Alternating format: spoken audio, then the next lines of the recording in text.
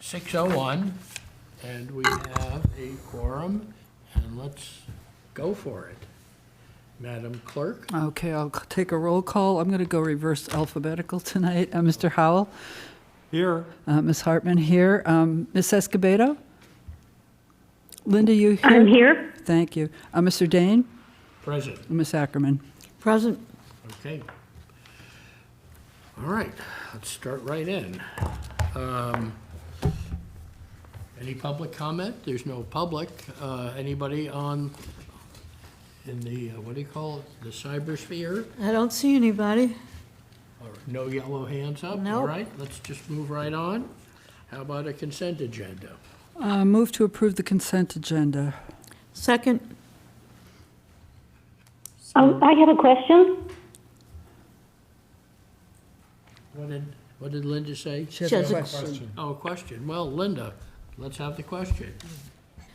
Yeah, thank you. Okay. I did have a question about the December 18 minutes, and I appreciate the changes that Mark made for clarification, but I would just like to add that the decision was made to accept all the warrants for this year only. Yes, as a matter of fact, thank you for reminding me, Linda. What I had submitted to Shannon earlier today was some either clarification or obfuscation, depending on your point of view. We go to page 7 of the minutes of the 18th, and there we find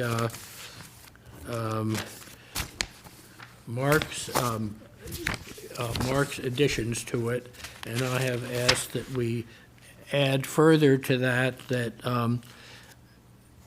but only, that is the board agreed with that approach, but only with regard to the current year, because the board had not sufficient time to review the proposed articles and to give the sponsors sufficient time to place the matters on the warrant by petition in the event that the board declined to sponsor them.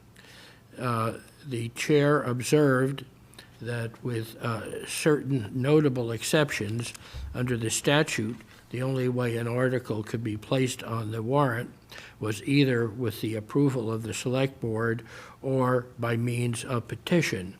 The board agreed to review the process sufficiently in advance of the next town meeting to adopt a policy on the matter. Okay, I have a hard time approving minutes that I'm just hearing for the first time, so I wonder if we Want to could... move them forward to our next Yeah, I'd like to event? table them into our next right. meeting. Excellent. I did not distribute this to the whole board because out of regard to the open meeting law. That's fine. Okay, But so if- I sent them both to Mark, So who if had made Shannon- the original addition, and to Shannon. So I guess if Shannon collects these amendments and then sends them to me, and I'll review them again as the clerk, and we'll try them again next time. Okay, great. Excellent. So that is, subject to that, Okay, move to Are we- approve the consent agenda with the exception of the meeting minutes for December 18, 2023. Second. Mr. Howell? Aye. And myself, aye. Ms. Escobedo? Aye. Mr. Dane? aye. And Ms. Ackerman? Aye. Very good. Okay. That takes us to the, wait a minute, we have licenses, were all the license approvals on the consent agenda? Yes. Yes, Okay, we have, no appointments? that's right. No appointments. So now, we have the town manager's report. Okay, thank you and good evening. I did hand out the weekly report just prior to the meeting. Referring to that report, I wanted to make note for the public that the warrant for the 2024 annual town meeting did close last week on January 3rd. The 2024 census forms have been sent to the post office and they are out in circulation. There's some important information about the census in the weekly report. I did want to note that the town of Concord was accepted as a participating community to the DOER Municipal Fossil Free Fuel building construction and renovation demonstration project, and that is effective March 1st, 2024. This is the program that there was an expectation that 10 communities across the Commonwealth would be selected to participate in this program. There are actually 9 that are participating, including Concord. We do have an amendment to our fossil-free fuel bylaw. I think we should call that F cubed, because that is a mouthful. Again, an amendment that is proposed on the 2024 annual town meeting warrant that would adjust our bylaw to be in line with the DOER model and what the other communities are, what their program looks like. So this adjustment will include all major renovations and then also include new construction of affordable housing. I did want to thank all of our public safety, public works, light plant staff, and any others who work during the holiday season. It is always a big imposition to be away from your families during this time. And I wanted to make note, because this never gets old for me, that on Christmas Day, we had an all-female fire department shift. All 4 of our female firefighters were on duty, manning, so to speak, the stations. And again, I think, We call it staffing. yeah, I like to call it manning. You do, well, makes you feel, I makes you think- feel tough, doesn't it? I think even in this day and age, I'm just very impressed that we have a number of women serving in both our police department and fire department, and I think next we need to get some female line crew members, because we I don't think it's have a good way any. to prevent fires, to be We honest don't with you. have any of those. There's a note from the Board of Health. We do have Narcan available in a number of our public buildings, and that is available to anybody who is in need of that. We did finally have the 2 level 3 fast charging stations installed at Rideout last week before the close of the year, and that the installation was funded through a grant from the Mass EVIP, DC Are fast those the charging. only level 3 fast chargers in town, or is there another set? Those are the only 3 that we have at this time. We have 2s in other locations, but these are the only 3. Well, the one is in front of, across from the library, and the other is in the parking lot. Kais Road? Oh, there's one at Kai's. The Kais Road chargers are internal, they're staff. Oh, We don't, okay, where are the 2 locations There's for one in the the, parking lot behind Fiorella's, okay, Across from the library, and and there's across from the library. Okay, great. and there's some at the train station, Right, but, level 2. yeah, level 2. I wanted to mention that the Recreation Department and Commission are wrapping up the strategic facilities planning process. There was an update on December 19th, and they're hoping to complete this process by April of 2024. There's a nice story in the report about a holiday party at the Council on Aging last week. I did want to mention some late-breaking news, because I did hear from a few people. The governor announced some 9C mid-year budget cuts that do not impact local aid from the state. 9C cuts are something that the governor is allowed to do when state revenue projections fall below a certain level. State tax collections are $769 million below the year-to-date benchmark, and December was the 6th consecutive month of below benchmark tax revenue collections. So again, as a result, the governor does have the ability to cut the budget. She also has the ability to cut state aid to municipalities, but that is not something that is happening at this point. I did want to mention for the public that we had a nice visit with Congresswoman Lori Trahan today, who stopped by to spend a few minutes with the Select Board. We had 4 out of the 5 members of the Municipal Affordable Housing Trust present and a few others, and we were able to talk to her about housing issues in the community and water and sewer issues as well. And I wanted to close to mention, because I haven't mentioned it to this board publicly at this meeting, but Dave Wood, our light plant director, has resigned. His last day with the town is this Friday, January 12th. There will be an official news release going out tomorrow and information to you and others about a transition plan. I will note that Dave has been with the town for 29 years. He came to Concord right out of completing his college studies as an intern. He worked his way up through the light plant organization, and he's been involved in really in a lot of work in his 29 years. He spent a lot of time working on community goals of energy savings and greening the electric supply. He's been involved most recently in significant projects, including the transition to the new ERP system over at the light plant, which is NISC. You've probably heard about that before.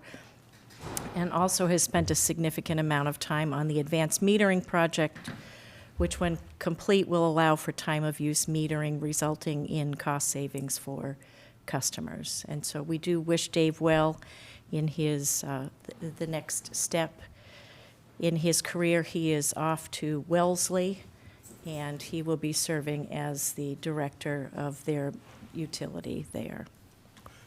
Thank you. All right. I have a question. Yes, please. Carrie, thank you for this. I have a question about the parking meters in the downtown. We voted to take those out, right? Are they good? Do you have any idea when that will happen? So do we have any update on that, Megan? We are starting to explore the cost for removal and also the type of work that would need to be done to make sure that there are no hazards when poles are removed. So we're in an exploratory phase right now to have an estimate. It wasn't part of the budget or the work plan for this year, but we are trying to make progress towards that vote, and I'll give an update at the next meeting. That'd be great. Sure. And also, Carrie, I'm assuming that because Giroux now is kind of just on hold during the winter, that we'll get updates on that again when that becomes active in the spring? Yes. Okay. So I think I distributed a sort of a wrap-up of the work that was completed this year, but I'll go back and double-check. It is substantially complete. The balance of the work to be completed when the weather permits is planting, and I believe there are some pavers that need to be replaced, but those are the 2 main items. And there is And no the restrooms, additional. and the restrooms still have to be opened, right? They do, And- yes. Yeah, okay.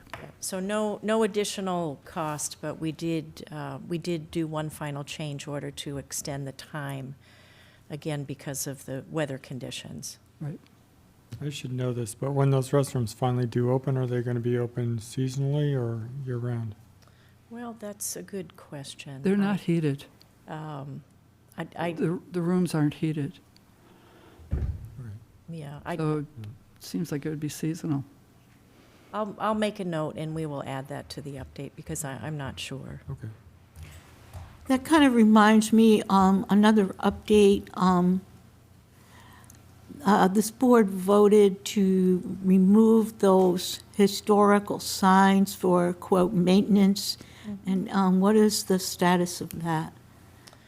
So during the holiday break, so to speak, our town council was able to connect with an attorney at MassDOT, and they confirmed that they would allow the town to take the signs down for maintenance. So is there a timetable for that? There isn't yet. Again, this has something that we are looking at. This is work that would be done by the Public Works Department, and so we will be trying to fit that in. Yeah, they're as busy we right have now, time. right, okay. All right. Well, didn't you finally determine that that was actually a matter in the jurisdiction of the town manager as custodian of town property rather than properly under the jurisdiction of the select board? Yes. But again, we were in process of connecting with the state because the signs are property of the state. And so we have been able to receive permission from the state through an attorney at MassDOT to remove the signs for maintenance.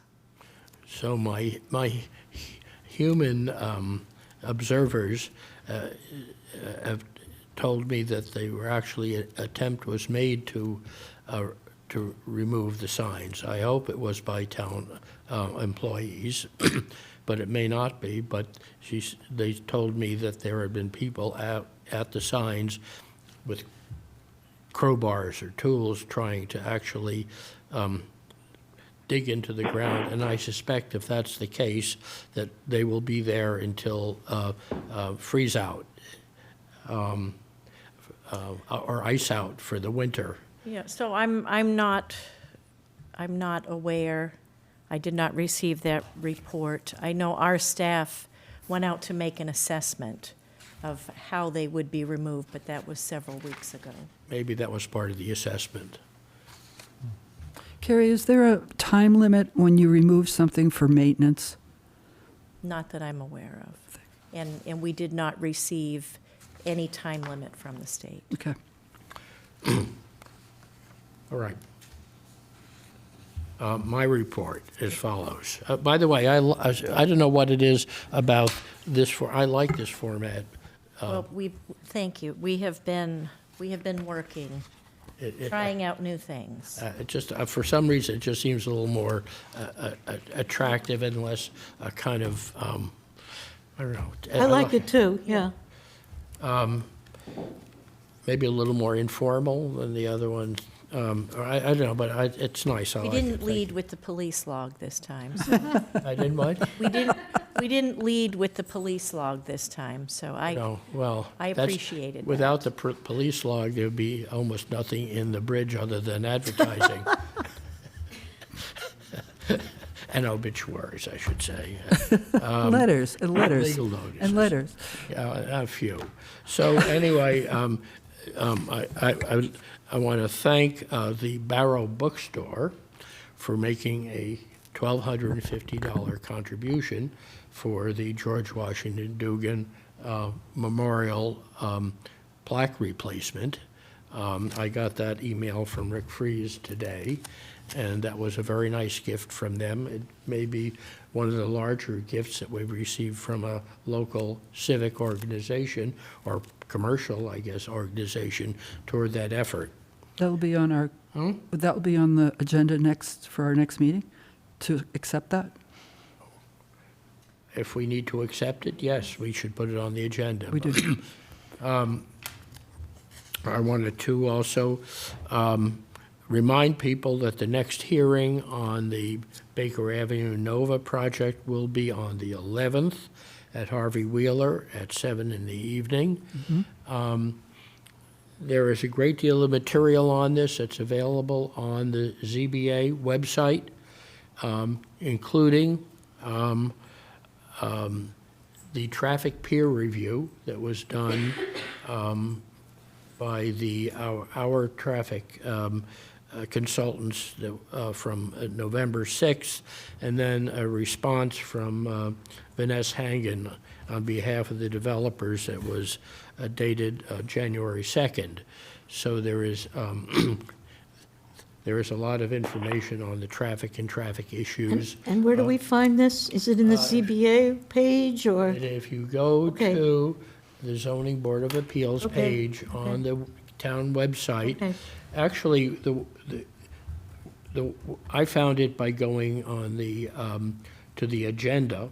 the ZBA agenda for Okay. the 11th, and at the head of the agenda, they have a link Okay, fine, to thank the you. site at which all the reports are available.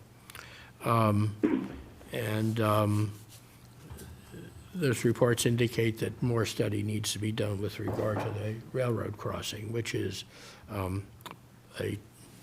issue of concern. One of my favorite events is the Chair's Breakfast, which happens on the third Wednesday of every month. And so we will have that again on the 17th. It's one of the things that I enjoy most. This room fills up with chairs of most of the committees, and it is one of the few events that is totally in person, which is what makes it kind of warm and comfortable to be in the company of human beings. On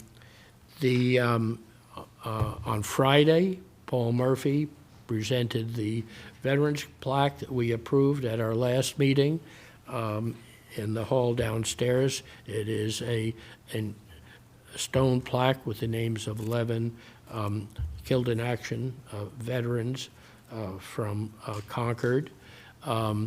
And there was a really very rewarding and large crowd of people attending that event. A lot of citizens, a lot of veterans, a lot of town employees, and then there was a very nice reception for the people who attended at the Colonial and afterwards, and it was very moving.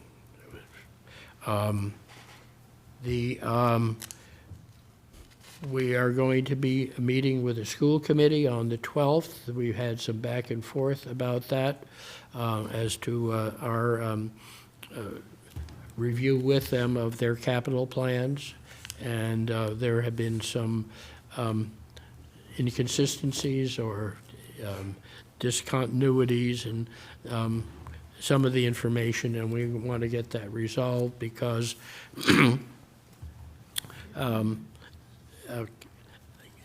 our capital planning is a critical issue going forward. And when is that meeting? The 12th, February 12th? February 12th, yes. It's our meeting. It's our meeting.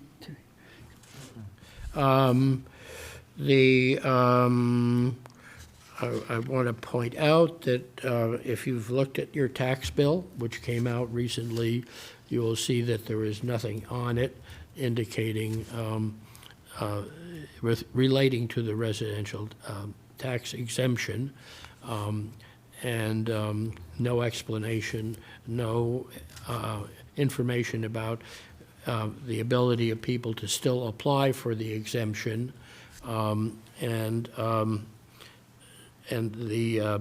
although the credits are reflected on the bill, they are not identified as such. They are just they're just shown as Q3 credit. So I think that I would like I think we need to make a decision about how we're going to keep people informed about the availability of this exemption, and I'm asking that we also get some up-to-date information from the number of people who have applied and been granted the exception, and I've also asked that we get that arranged by slices of assessed value, so we can get a better idea of what property values have been most active in applying for this.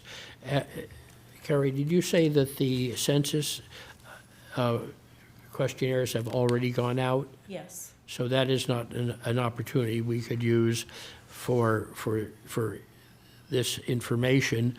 It just has what do they call it, the envelope stuffer for dog license renewal, I assume. Isn't that what usually goes out with the census report? Yes. I'm glad you brought this up, Henry, because I think it's very confusing. We did get a few letters from citizens who did not understand. And I think, I mean, first of all, you've got the estimated tax bill in quarters 1 and 2, right?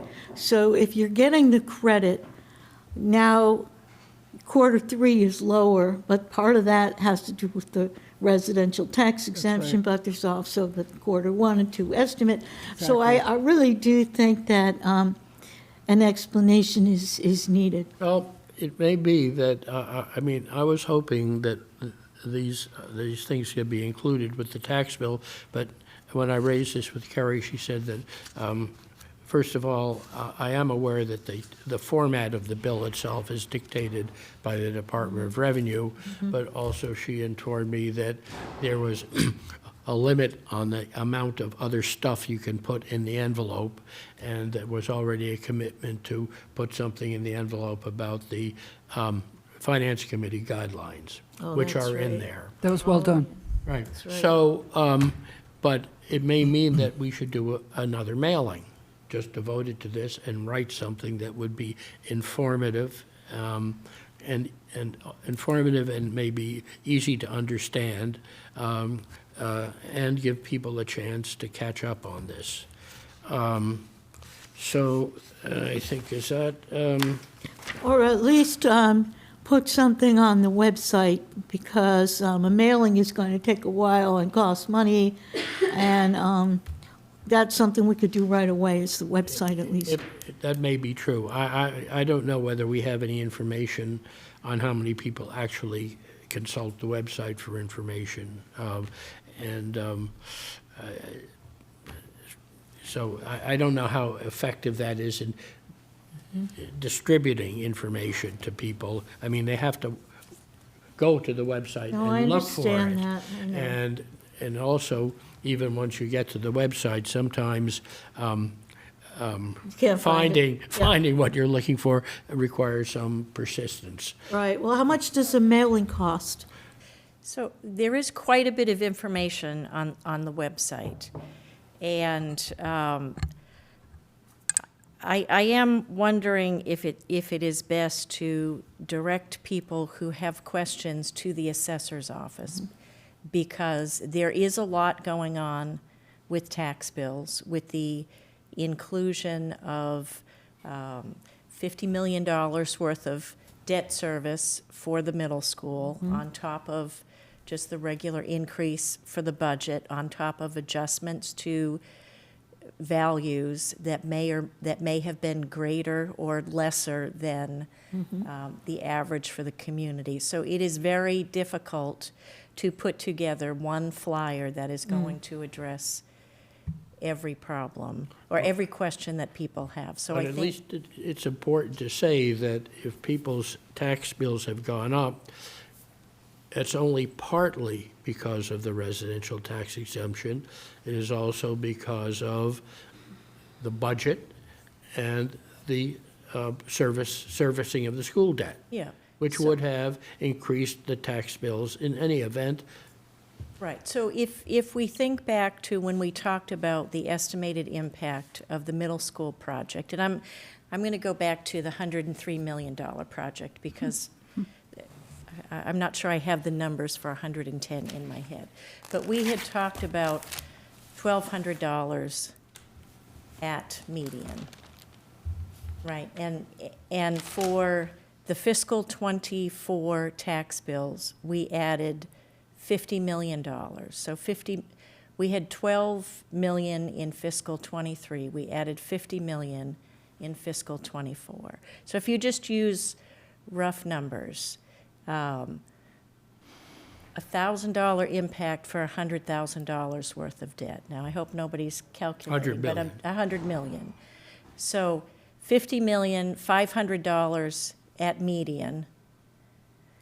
And that was not, there was no estimate included on the first 2 quarters. So 500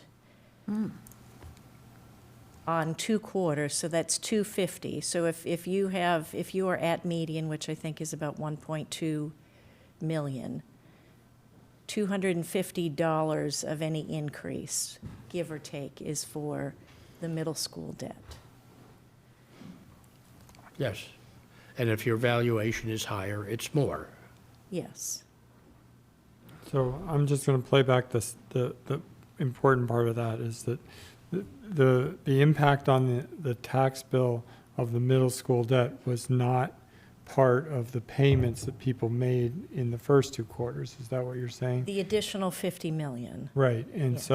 so we're essentially collecting a full year's worth of middle school debt taxes in the back end of this year, which is important. So the different, there is a lot going on in there's a in lot. individual tax bills, and so the tendency to open the bill and compare that to whatever you paid in the last quarter Right. or a year ago Right. really is the net of a lot of different factors. Correct. And it's not entirely my fault that people's taxes went up. Yeah, I mean, Some of they were them like going to think so. they were going to go anyway. Well, but I the rate will- went down. Yeah, So there's a lot of moving parts. right. So the rate- And I think that the advice to talk to the assessor is very good advice. I happened to look at my bill this morning, and the concept that I think a lot of people should understand, if they want to understand what the impact of the residential exemption by itself was for them, is that they should take the full assessed value of their property and multiply that by the uniform rate, which happens to be 1224. It's not the residential rate, but if you're looking at the bill, it happens to be the number that's listed under the commercial rate. So there's 2 rates right there on the bill. The exemption rate, which is 1312, and the uniform rate, Exactly. 1224. So if you want to understand whether or not your Right. bill was positively or negatively affected by the residential exemption in this quarter, all other things held Yes. equal, Yes. take the total value, multiply it by that 1224, divide by 4, and if the number that you get when you do that is bigger than your quarterly bill, then you've got a savings. If the number you get is smaller than your quarterly bill, then there was an impact. And that's the simple math way to get there without having to understand whether it was the middle school or the operating budgets or the capital plan or any other thing Or the that valuations, also yeah. happened during this time. That will isolate that one number. I think that's great as a way to isolate the impact of the residential tax Right. exemption. So maybe putting that up on the website would be the way to do it, or maybe a postcard would be the way to do it. It seems like, Henry, what you want to do is you want to isolate the impact of the RTE from all the other Well, variables. And I also want to identify the impact of the financing of the middle school. Oh, well, then that's asking Well, for, that's asking for a that's lot. That's a whole different thing. That's a whole different thing. We But won't it- know but it till it- we sell the bonds and finish the project, which is coming along very well, Good. he says. Good to hear. Quickly segmenting into a liaison report. Okay, so, all right. Well, listening to all this, I'd like to suggest that, yes, people go to the assessor's office if they have questions. But Carrie, can somebody from the assessor's office also go, let's say, down to the senior center and give do a Q&A there or something? Because there is a lot going on, and I think many people are confused. I don't think The it's, people at the senior center are not the people who are complaining at this point. That's correct, but I think they're But confused. it occurred to me that there is on the website for the original bonding, a calculator Right? where you could put in your specific information. And I wonder whether we could create a calculator that would be on the website, which would accomplish what we're trying to show people here, that we could direct them to, so it would peel out the various components of why their tax bills went up or down. So we could look at that. I'm not in a position this evening to commit to being able to do something like that. I would like to mention that the Board of Assessors, their next meeting is on Thursday, January 18th at 6 p.m., and it's my understanding that they are going to devote a portion of that agenda to talk about values, the property values, and that they are bringing in their consultant who does a very nice presentation. And that is an additional opportunity to gain more insight into tax bills. We can look at a calculator. I know the board and probably the public would have liked to have seen additional information on the tax bills. I'm not sure how much more is possible using the system that we're using. There's only so much programming and changes that will allow, but we could look at a calculator and see if we could come up with something. Carrie, is the assessor getting a lot of phone calls, do you know? Not that I'm aware of. I don't know, Anthony, have you?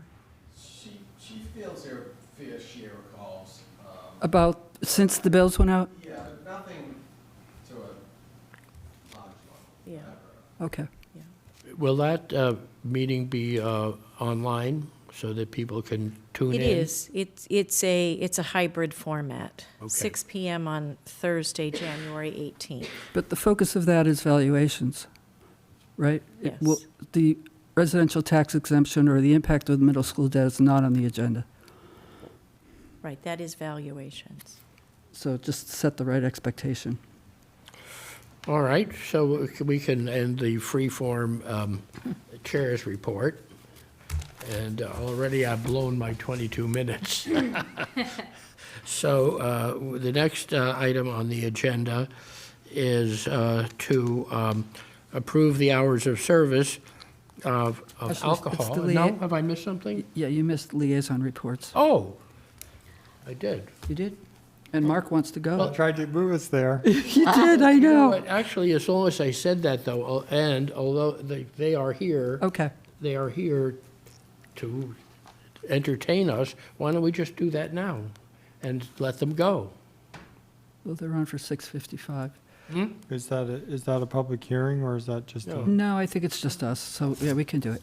So, Okay. okay, so we have in front of us your, this, for Bandolero, we have in front of us your request to have hours of operation, which are, as I don't, It's 11 to 12 every day except Sunday. 11, yes, what, yes, you can introduce yourself and, Yes, Norma Mendez, representing Bandoleros Mexican Grill in 185 Savoy Road. Yes, we have hours to operate it, which is in our website, menus, everything going to say 11 to 11. Going to say 11 to 11. But I was asking for a little more time in the liquor license because if people show up to eat in the restaurant at 10:50, and now I cannot serve alcohol after 11 o'clock, and that's why we want to have the at 12 o'clock. I don't know, it's something that,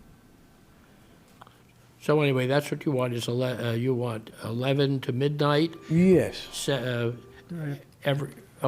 we go. Except right up Sunday. there. yeah. Okay, so is there any discussion of that necessary? I have a question, yeah. So I what, have go ahead. go ahead, Linda. So I have a question about this. I understand the request, but isn't it true that others who have liquor license, when they want to extend their hours, have to apply separately for that? You know, for special events when they need to extend their hours, and that there's Well, this- additional application attached to that. I think that's correct. Well, Linda, this is actually not an application for extending hours. Actually, the request for hours of operation is normally part of the normal license application process. So this is really just, I think, a continuation of the licensing process. And frequently, the request for hours comes in either with the license application, but frequently doesn't come in until after, but it's part of the license application. So this is not a But request. I understand that, thank you. But the reason that I asked my question, however, I believe I read something that said occasionally they have events that go on until 12. So maybe it's just how it was worded. Yeah, Linda, that is what Elmer had explained to me on the phone when him and I were discussing what the proposed hours were, but also, as he just said, I think he's looking to cover his bases if people are to come in during the later hours. Okay. So Okay. now these seem to be broader hours than any other restaurant we currently have within the town. Is that correct? I think so. And you know what Karma's hours are, for example? Not off the top of my head, but I did look up West Village Taverns, and they do Thursday to Sunday. I believe they're open until midnight Okay. versus almost every day of the week. I seem to remember when we approved the West Village Tavern, they were a little bit extended based on other restaurants here within town. Does that ring a bell to you? It does ring a bell. So this is stretching it even further than that. So I don't know. I'm a little hesitant to agree to the midnight on the weeknights, and I'd be happy with having it open on maybe Thursday, Friday, and Saturday until midnight, and the other nights close earlier. What about Monday nights when we have our meetings? I'm not going to be drinking at 11 o'clock at night. Well, if the meeting lasts till 11, you will. No, I won't. That's my feeling, and I'll go with whatever the board feels. So my understanding is the I think intention is, that's where I was going with my questioning earlier.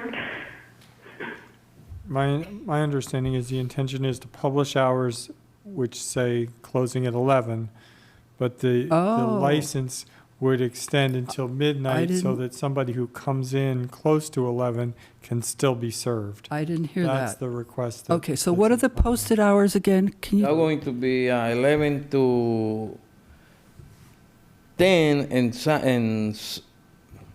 Thursday, what we've been discussing with the managers is we want to do Thursday through Saturday, we want to close at 11. okay, so then That we that's wanna close- consistent. that will be the latest that we're going to, like, but if people come at 11, I don't want to feel in violation. If I understand. 11:30 they finish their drinks, and Okay. somebody comes, say, oh, you drinking, your liquor license is still 11. This Okay. is the only reason that we're asking for the extra hour after we close, people can. But that's Thursday, Friday, Saturday. We You're want going to to close do at 11. Thursday, Friday, Saturday, or even sometimes, like he said, Monday, we have a Christmas party. We close at 10. But people come and they want to, they want to stay a little longer. I don't have to feel like rushing them out the door because they have a private event and they want to have a good time. But we know we have the wiggly time to people stay a little longer in that space. Technically, at the time of the expiration of the license, the tables have to be cleared. Yes, but the time yes. Yes. And So this it's way not- I don't want the medical license say, okay, your liquor license is still 11 o'clock and now we close at 11 o'clock. Now we have to be rushing. We cannot serve after that. And if there are any problems, we will know, you can be sure we'll know about them. Yes. Because that comes to our attention almost immediately. Yep. And we can always adjust the hours if there are problems. Okay, So I would be in favor of giving them the maximum flexibility, and that it's probably not a bad thing to have place where people can go and socialize a little later than they typically do. But that other restaurants We're talking about, close at low, huh? we're not talking about social. Have shorter hours. is in many cases their choice in terms of their staffing and their costs and whether they expect to have it be, financially viable for them to stay open later. So we were not be giving him anything that any other restaurant in Concord could not have if they asked for it. Well, but they haven't asked for it, and when they do, we would discuss it, and maybe we would not grant that, is what I'm saying. Well, So all I am right. still, I would prefer to have it close, the hours 11 o'clock on Monday, Tuesday, and Wednesday, and that's what I'll vote, but I'm open. I noticed that there's somebody with a raised hand online. 2 people, 2 people. Two. Pamela Dritt and Tanya. All right? Are we, well, Pamela? let's, wait, I think normally what we might want to do is once we have is there any further comment by the board on this before we go outside? We done? Yep. Okay, go ahead, Pamela. 13 Concord Green. I'm with you, Henry. We need a place where we can go later than 10 o'clock. It's terrible to have everything closed down so early. I say give them as much as they are willing to do and ask for. Please, for the sake of us consumers who want to have a place to go out later than most people are awake. Pamela, this is a very exciting moment. I think this is the first time that you and I have agreed on anything. No. No? No. No, we've agreed for several other things too, but But nothing is this one important is as this. wholehearted. Okay, and Tanya? Tanya, would you have some comments on this? You're on. Tanya, you're muted. Thank you. Just an observation as I'm listening that I don't have any particular objection to extending hours, but I just wanted to point out that it sounds like this is a way to just simply extend the restaurant's hours. I just noticed that it kind of sounds more like a way to change the hours, and that maybe that should be clarified as well. It's a brand-new restaurant, Tanya, It is a new restaurant. and I can't wait for it to open. Oh, yeah, yes. Oh, yeah. No, I understand that, but I thought they had, sorry if I misunderstood. I just thought that That's there were okay. they were agreed on hours already that were being extended. Okay. Thanks. Sorry. Yeah, sure. I'm Mimi Graney, the Economic Vitality Manager of the town, and I can understand concerns about sort of late night and the impacts, but unlike a lot of like, for example, the West Concord Tavern, which is in a little more congested, kind of mixed-use neighborhood, the advantage of this particular business is that it's isolated from other residences, it's a quiet spot, so if Concord was to ever have a late-night spot, this would be kind of a good neighborhood to put it, that it wouldn't have some of the other negative impacts. And there are advantages to have places closer to home for folks that are, getting out of meetings late at night and, want to be able to get together, after 9 o'clock. I think Elmer's comment about having a little later liquor license enables the business really to stay open and operating to the end of their operating hours. Otherwise, he'd have to, if his closing time was really 11 o'clock, he'd kind of have to stop serving people at 10, and there would be detrimental, recognizing this particular site has been vacant for a very long time. He's got a lot of money to make up for the investments into that space. So if there's ways in which I can understand some concerns, but I think we can, if there are issues, that we can revisit his application and then wheel it back. But I think recognizing the kind of investment he's made in Concord and recognizing that he's an experienced business operator, that it might behoove us to kind of give him the benefit of the doubt, and if there are problems, wheel it back rather than limiting him as he starts. Thank you. Do we have a motion to approve the requested hours? So moved. Henry, could I ask one more question, please? It's Linda. So I just want to understand. So if the request is to stay open until 12, when would be the last time alcohol would be served? Usually it's 30 minutes before by 12 o'clock, everybody, like I said, have to be going out to the restaurant. All the customers. And we can have people cleaning, doing whatever they want, but no more guests. And the restaurant will be closing at 11. It's not like we're going to be open at 12. The restaurant will be closed. We might, if you come 11 or 5, we might serve you food. If you're hungry, we don't want to let you go hungry. But by 12 o'clock, we cannot serve, no one more drink. Everybody have to start to move forward out. But that is in case. I just want to be safe. Yeah. Just in So- case this is. Okay. The restaurant closes at 11 We're going to be closed the restaurant at 11. every I night? would the latest that we, Thursday through Saturday, restaurant will be closed at 11. The other days, they're going to close at 10. Okay. Yeah, the Okay. restaurant will be closed at 10, Sunday Okay. through Wednesday, and the Thursday through Saturday will be closed at 11. Okay. And Thank if I you. want to have the little wiggling, I don't know how the liquor license coming, like in other city, like she said, we have to ask for extending hours. Liquor license go to 11, and we have to ask for late night liquor license, which is a special Okay. permit. But Got it. Okay, so do we hear that motion? Yes. You did make the I motion, did make Mark. the motion. Okay, is there a second? What is the motion again? Motion is to approve the proposed hours of service for bandoleros at 195 Sudbury Road as presented in the select board meeting packet. Second. Okay, and what are those again? Is it what? 12 to 12, except Sunday night, it's 12 to 11. 11. Okay, fine. Okay. We have Okay. a motion and a second. And Mr. Howell? Aye. Myself, Mary Hartman, aye. Mr. Escobedo? Aye. Mr. Dane? Aye. Ms. Sackerman? Aye. Great. Thank you. Elmer, do you know Congratulations. when you're likely to open yet? maybe 5 weeks from now. It's around 5 weeks. We're doing a new fire alarm system inside the building, and we have all the equipment. We have most of the furniture there. Electricians finish all the new fixtures that we put in, and they finish painting. It's just like touching up everything to be able to. Well, I hope you will invite all of us to your grand opening. We don't do a lot of shots of tequila, so we're going to have Uber outside waiting for everybody.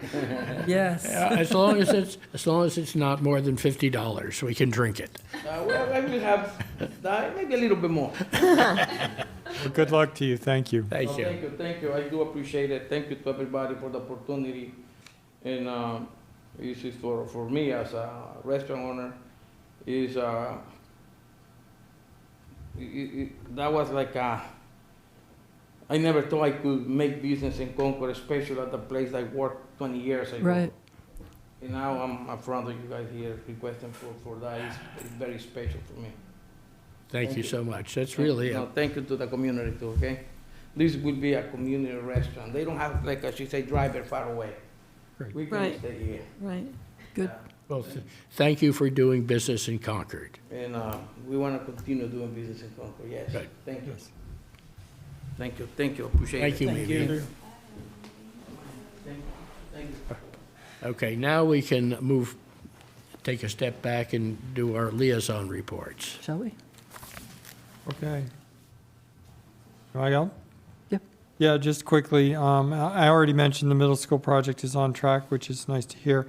And I just wanted to raise one more thing about the Warner's Pond Task Force. The NRC is meeting on Wednesday night, the 10th, to hopefully finalize the charge for the Warner's Pond Task Force. And amongst the membership is going to be a request for select board representation, which I think we should be discussing. Basically, the question that I want all of you to think about is, should we consider that an extension of the NRC liaison responsibility, in which case it would be me? Is there somebody else who brings some particular expertise or energy to it, who wants to do it from our existing, or should we consider the possibility of possibly finding a former select board member who might serve in that capacity, representing the interests of the select board without ourselves having a member actually taking a position. My understanding is the select board member will be a voting member Yeah. of this task force. So Okay. I think that's up for consideration. I'm hoping we'll discuss it further at a future meeting. The hope by the NRC is to impanel this task force within a month, so we don't have too much time to consider this, especially if we take door number 3 and need to go find somebody else to work it. Okay, That's what I had. okay, that's good. It's good what you have. Mine's really short also. The new cable franchise, we are negotiating, as you know, and as a formality, we need the select board to take a vote probably in April to reject, it's a, you'll hear more about it in April, but it needs to go on our agenda for a quick vote to reject the standard boilerplate language.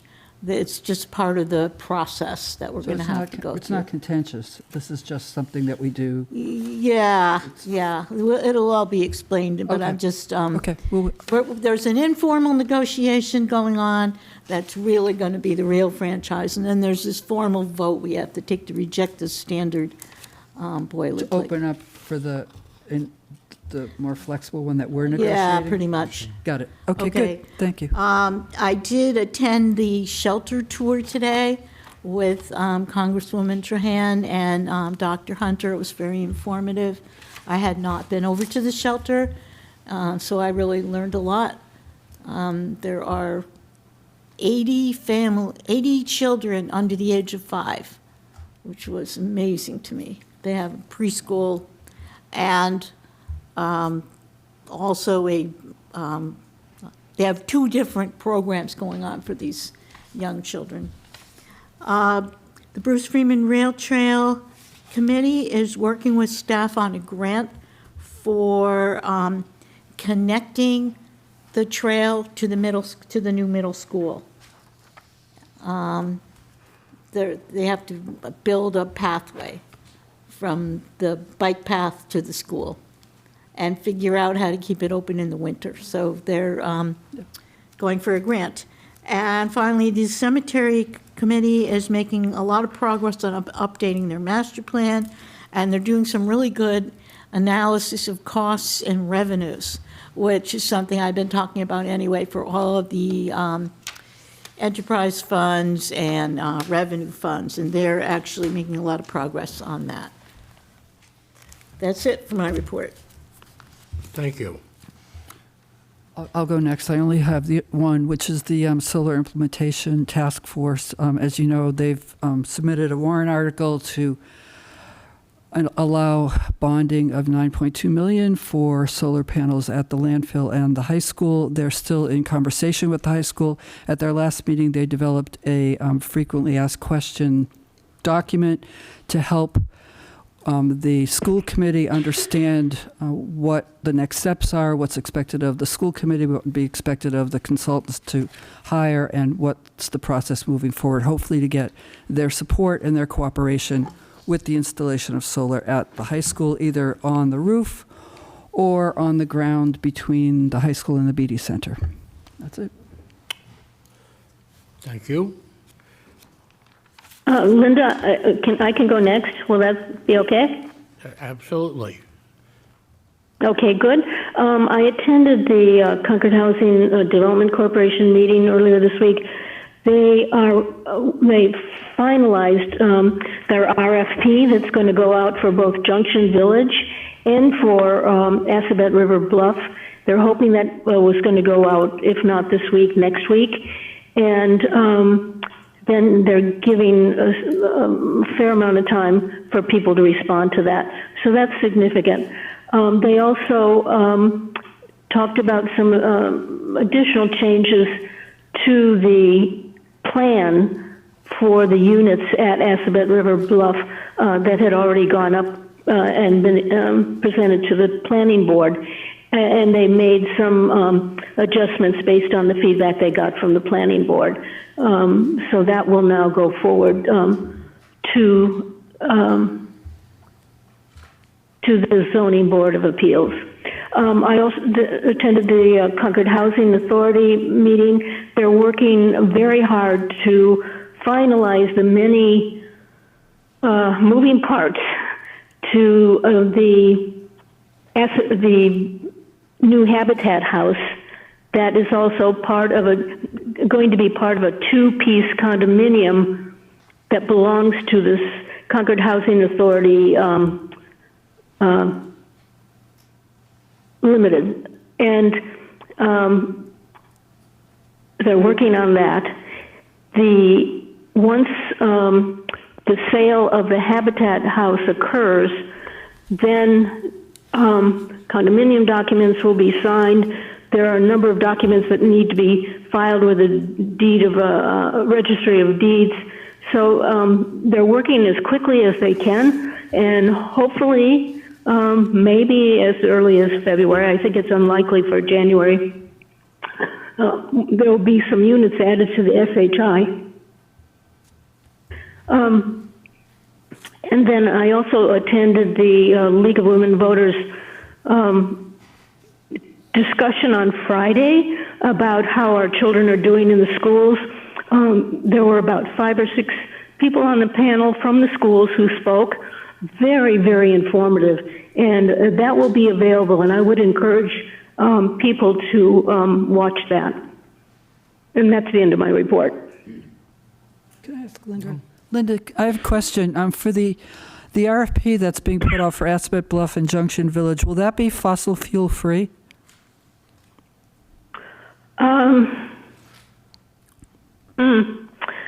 Liz Russ is going to be with us a little later. Okay. She might be able to answer that question. I can't definitively tell you that. Okay. But they certainly are aware of, it has come up in discussion. They're aware of the changes that are made there.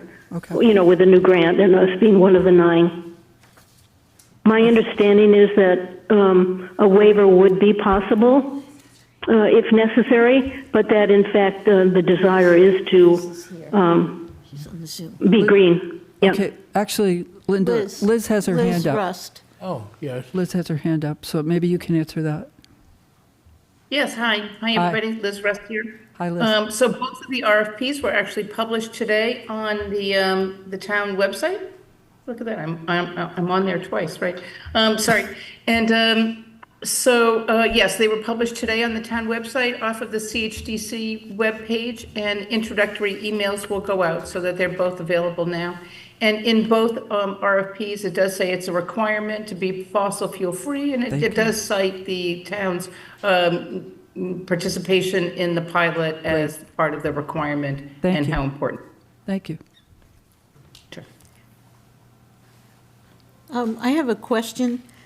Since we're talking about housing issues, in our packet, there's a memo through Shannon from Keith Bergman about select board support. Yep. And I believe Chris Carmody drafted that letter. Is that something that we're voting tonight? It was on the consent agenda. Oh, yes. I had I'm the same sorry. I question. see it now. I had the same Thank you. question, Terry. Sorry Yeah. about that. I think there were some revisions made at at Right. your request. Right, I see it now, sorry. Yeah, Okay. okay. All right, now I forget, where are we? We're still on liaison reports? Oh, we're finished with that. Okay. Yep, Liz. All right, Liz is next. Liz is next, Yep. and we're 2 minutes early. I hope you're ready. I am ready. So, hi, so this follows on very nicely to Linda's item when she talked about the Habitat unit at 367 Commonwealth Avenue. You might know that as the Giroux House or the Concord Housing Authority House. It has many names. So this is the regulatory agreement, which is something that's very standard. You've seen these many times before. This is the standard EOHLC, the new name for DHCD. Their standard, as I say, regulatory agreement for the LIP program. And it's a precursor to being able to get the certificate of occupancy, as well as then going forward to closing on the unit. closing is hoped for in January, and I think that the plans and the team is working very hard on that. The condominium was just established yesterday, so the condominium documents were recorded. It's a 2-unit condominium with the Housing Authority unit next door and this new unit on the other side. So it's two separate dwellings formed together as a condominium. And I'll answer any particular questions that you have. As you said, it is a standard agreement, which essentially just controls resale price and choice of successor owners, right? That's correct. Yep, and it restricts the property in perpetuity.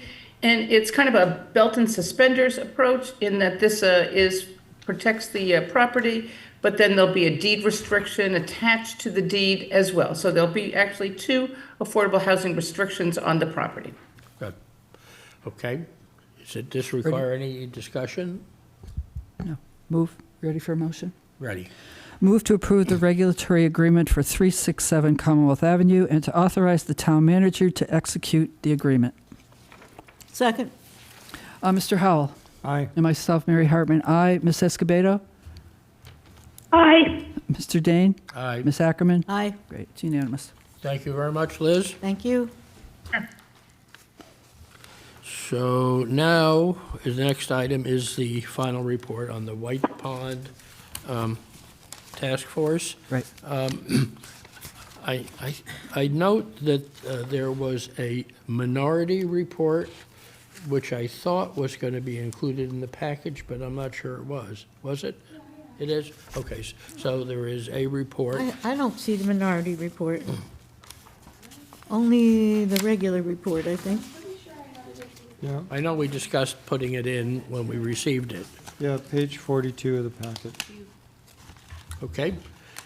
Did you, Page 42 is this Yeah. page. right. That's the regular report, right? Oh, There is also a report. Well, I think we There have is- some the people minority here to- report is not in here. Right. okay. No, it was, Well, it's not in what you sent to us. That's, that's the, that's oh, right. This that's is the the minority. that's, can I just look at it? Sure. Thanks. Okay. It wasn't a separate. Yeah, No, I it read just Okay, so isn't it's in the packet, online, but- and it was sent to us in a separate email, but it's just not in what you sent to Oh, us. it's in a separate Okay, good. So email, that's right, it's okay. not a big deal. Okay. Okay, Okay. Ready? You ready? You ready? absolutely. So, We're good ready. evening, everyone. We're the co-chairs of the White Pond Task Force. I'm Beth Kelly. I'm Evan Ricker. I think you've all seen our recommendation report. I can just briefly highlight it if you'd like, or we can just start with questions and answers. What would you like? Well, I thought that, I thought that essentially that what we're doing now was accepting the report, which meant that we would say, thank you very much for your report. Do we have questions? I mean, Well, maybe some of the members I have. think it But, would, but I had, I of course have more questions since it appears that there is a minority report, which is signed by 2 of the members of the task force, which is, which I guess the mere fact that it exists is something that's worth discussing. So how would you like to proceed? Why don't we ask you to perhaps give you the highlights of your report, and then we'll probably maybe ask you some of the background of there being a significant lack of unanimity on this, because the minority report is not supportive. Sure. You have someone online. I see a hand raised. Can, And I think that, Yeah. excuse me, that's Someone- Alyssa Brown, and I think she's one of the minority, The minority, Reporters. 2 minority were Alyssa Brown and John John Coleman. Coleman. Okay, so we can So have them let's hear speak. the highlights Yeah, of, let's hear the report that was voted by the task force Right. first. right. And then Thank we'll you. hear from the minority. Yeah. That's Okay, right. Okay, great. So, as you know, we had a charge, started in 2023. We've met the past year, sometimes twice a month, sometimes 3 times a month. We reached out to the community, and you've seen that in our recommendation report, multiple meetings with town managers, town liaisons, subject matter experts. We did a survey to the town as well, published in the paper. So we reached out to as many people we could. And I might add that our last meeting on December 19th, we voted. There's 6 people on our task force, and we had a vote of 5-1 to approve the recommendation report that is now in your hands. Just as a side, we just were made aware of the minority report, but I want you all to know that it was a 5-1 vote approving that report on our last meeting. Do you want to talk about some of the recommendations? Yeah, sure.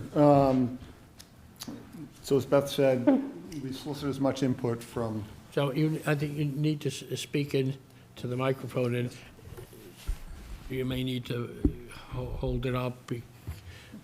As Beth mentioned, we solicited as much information from as many different constituents in town as we could through a number of different conversations and methods and surveys. And we tried to reflect the voice of the town as best we could in the recommendations with the report, relying on sort of the voice of folks, residents, as well as a number of subject matter experts on different issues affecting the pond at this point in time. So a couple of the key highlights in the recommendations. One are the APODs, a technology that's currently in the pond to help reduce the cyanobacteria blooms that we feel has been effective over the last couple of years, and want to recommend continuing the usage of those. Continue the testing of the water quality to assess swimming safety. The support funding of the Conservation Ranger Program. That's most often seen down in Sachem's Cove, where there is very other sort of little other oversight. There are no facilities down there to handle swimming and things like that, and the Ranger Program has proven to be effective. The last few years, though, there could be hot weekend summer days where the ranger does not happen to be assigned that day, and that can lead to large crowds, again, in an area with no facilities. Parking laws, enforcement of current parking laws, both on there's the state access road that comes down adjacent to the public beach, as well as the surrounding neighborhoods. Continue to support improved public outreach, education, so through a couple of different methods. One is signage, primarily down in the Sachem's Cove area, and in the report we provided some examples of signage we've seen in other locations, something like that could be effective. Historically, there have been paper signs or laminated signs that will get put up, and they look temporary and they get often torn down. The other is the homeowner's guide to living near White Pond that has been provided by the town. Continue to do that and things like that, just to keep the awareness and the education for folks visiting the pond. Continue to evaluate the stocking of the rainbow trout in the pond by the state. So we've seen some differing opinions on that one. So we wanted to continue to evaluate that before coming with a final decision. Support the maintenance of the pond's ecological health, primarily at the town beach now, through the use of keeping the trash receptacles there longer as the area does continue to get used past the lifeguard assigned summer swimming season. So both trash receptacles and portable toilets. And lastly, support the update of the townwide wastewater management plan, including a review of the potential for sewering septic systems that are near the shore on the north side of the pond.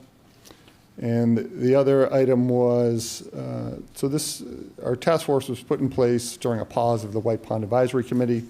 We do recommend and believe that there should be some sort of a committee, task force, something like that, ongoing, to be able to be proactive and be the eyes and ears for the select board, so that there are not crises that come up that are surprises to the select board, but have a proactive body that exists and continues to focus on the White Pond area. Thank you. I have a couple of questions. Thank you for doing this report. I'm a little confused about the rainbow trout. My understanding, I'm not an expert in it at all. I don't know very much about it at all. But I had heard before that it sounded to me like the White Pond people wanted to stop the stocking of rainbow trout. And in fact, at one point, the select board was asked to write to the state for that, but that the state disagreed. But now reading this here and listening to you, it sounds like, continue to evaluate. So is the White Pond Task Force divided in what you think and you want to keep evaluating, or you just differ from what the state Fisheries and Wildlife? The latter. Okay, Yep. okay. As you recall, I think we had 2 times the select board did send a letter. Yes. Mr. Dane, in fact, you had given us some information about the local rod and gun clubs not enjoying rainbows. And we're not saying don't stock, we're just saying rainbow. Also, I might add that Senator Barrett came to one of our meetings here at Right. the select board, and he and his team also sent a letter to Fish and Game. Fish and Game sent back a response saying that they don't agree right now. Right. But at one point, I'll recall in 2022, we were not stocked with rainbow trout at all. Right. And it was a mistake maybe by Fish and Game, but we don't know if that had an impact, positive or negative, but we want to continue to push against them to not stock rainbow. Okay, so 2 things. So what happened in 2023? They did stock Okay. with a variety of fish, including rainbow. Okay, so number 6, it makes it sound like your task force is still debating it, continue to evaluate. You might want to say instead, push the state more because we're unified on our position. That's a good point, thank you. And so if there's a task force that continues or a committee. Yeah, we either want way. it to stay on the Right. horizon. Okay, and then my other question is, you have a lot of good recommendations here, many of which I think would require funding. And so I guess I'm curious which ones of these maybe Carrie would know, like are the APODs funded, is it water quality testing funded, et cetera? Which ones of these things, the rangers? So the APOD and water quality testing are included in the budget.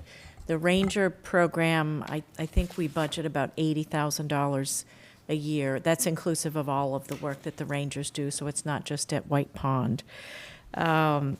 The other things I made a note sort of lengthening the seasonal maintenance. That's not something that's included in the budget, but we could look at that. Okay, Sorry to interrupt. One other thing is we reached out to Alan Cathcart and Steve Dugan because we asked the question, did they include the DPW maintenance? We weren't sure, so we left it there. We're not sure if it's in the budget, and they have not responded, so it's unclear. Yeah, okay. And then the CWMP looking at the area for stormwater and wastewater, that's something that we would expect to be doing, maybe not necessarily in '25, but in the not-too-distant future. That area is definitely on our radar. Runoff, or is this structured?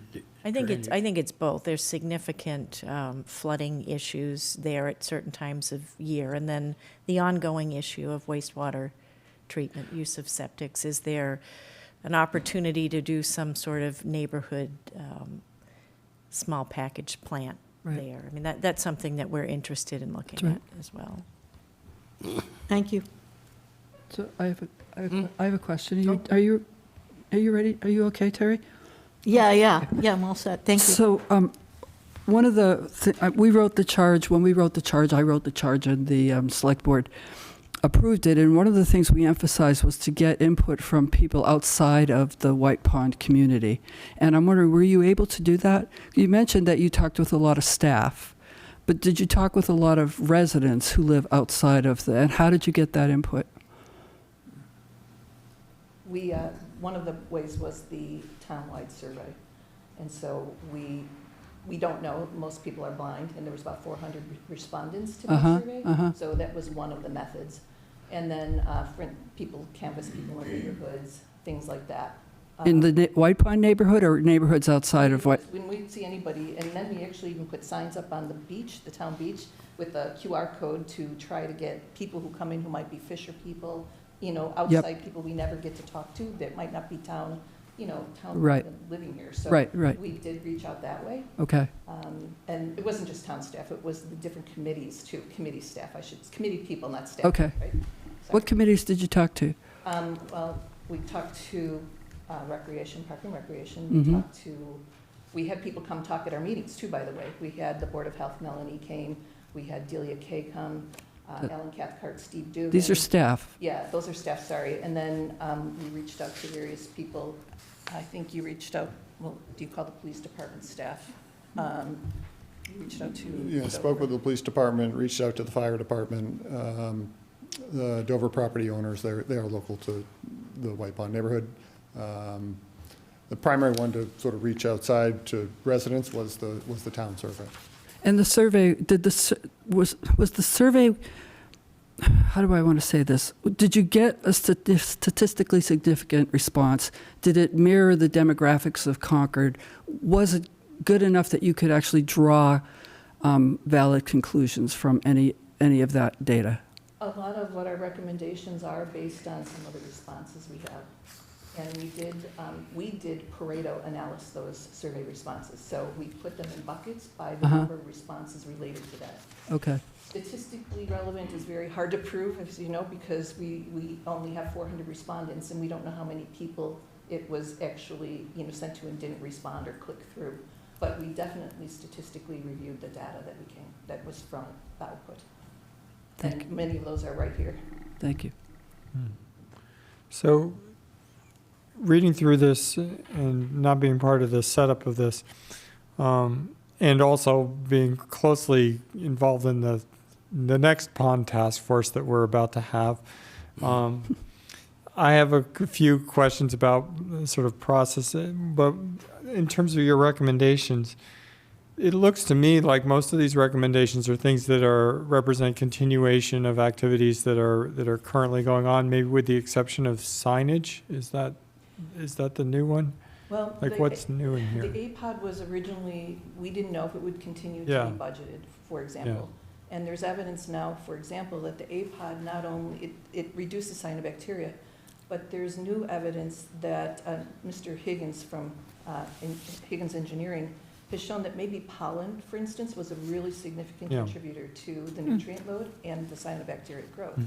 And so we want to continue the use of the APOD even as a preventive measure for the future.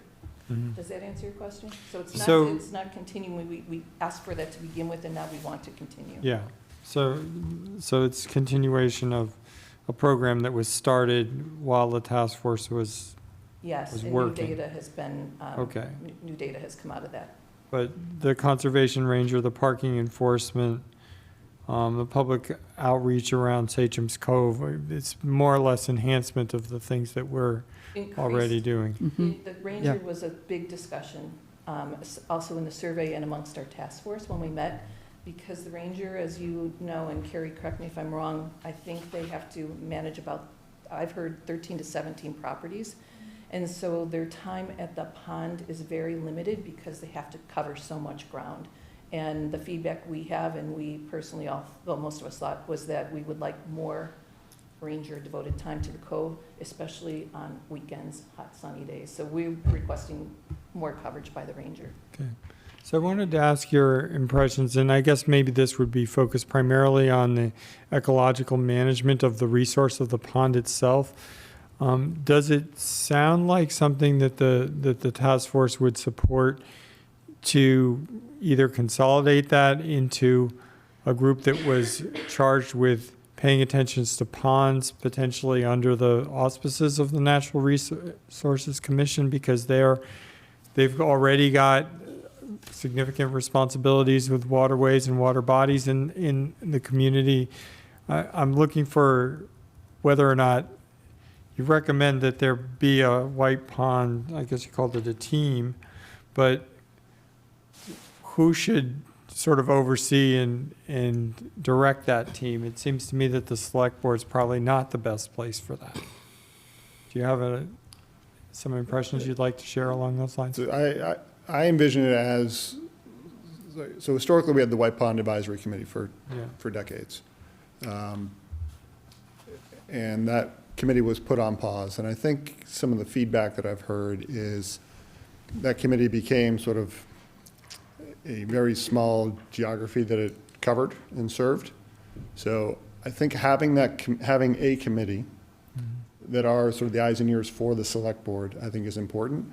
But having that committee not just be folks that live within the watershed, but residents of the town in general, I think is important.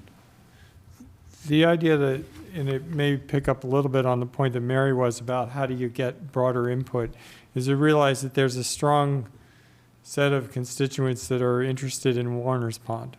And there's another strong set of constituents that are interested in White Pond. And Or Kennedy when we Pond. start thinking community-wide, Right. yeah, and a Nurse Neck Pond for that matter, for Right. those of us that happen to live on the hill, Right. like me. But the stewardship of ponds is a broader thing, and thinking about, well, if we do this have this particular program for one pond, can we afford to, or should we be doing that across the various ponds, recognizing that they are unique. Each one has its own characteristics, and I wouldn't for a minute try to claim that White Pond and Warner's Pond are the same, because they're far from that. But I'm looking for something that's more systemic, and instead of sort of this episodic interest in one pond or another.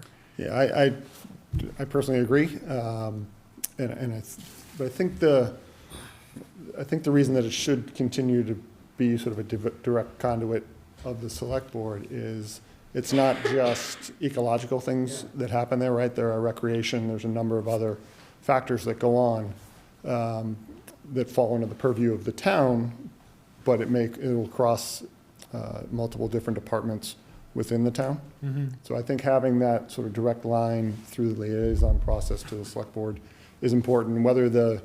And I think, based on some of the questions here, right, in history, concern is that it's, hey, this is a NIMBY group that just complains they want stuff for their local pond. And the goal is to get away from that. So having it sort of cover multiple ponds, I think personally is terrific. But again, I think it sort of needs to be more of a cross-functional across departments and committees of the town. Well, who actually takes the water samples? Who actually deploys the A pods? Who actually does the stuff? Which town employees and what department are they associated with who actually do the actual work of management and sampling and testing? Right now, it is the town, Mr. Dane. Town? So That- it's a well, what- combination of the Board of Health and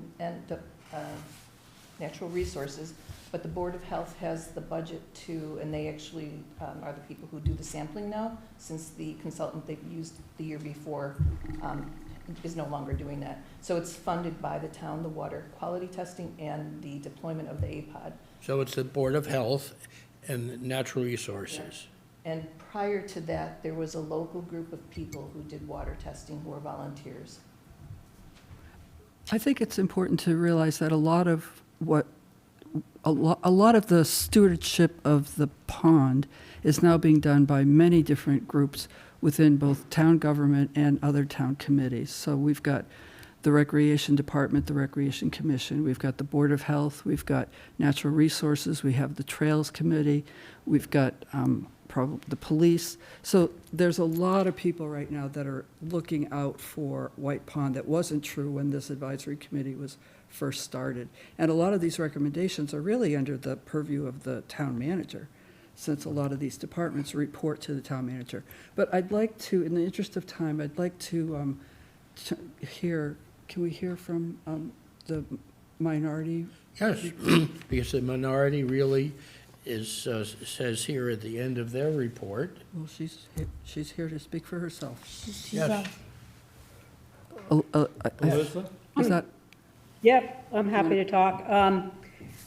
Yeah, there was, so John Coleman and I, both who have sort of scientific backgrounds and don't live exactly on the pond, but do live in West Concord, had a number of differences of opinion with the committee members. And some of it is really getting into the weeds. For example, with the water quality testing that is done by the Board of Health, it was a very onerous activity done by the Board of Health. They are required by the Department of Public Health to do bacteria testing at the beaches. And that will certainly always continue to do that. But there had been like additional detailed cyanobacteria testing, quite expensive, quite labor intensive. It was done to give early warnings in case there's a bloom. And just they were unsure what the early warning information would do.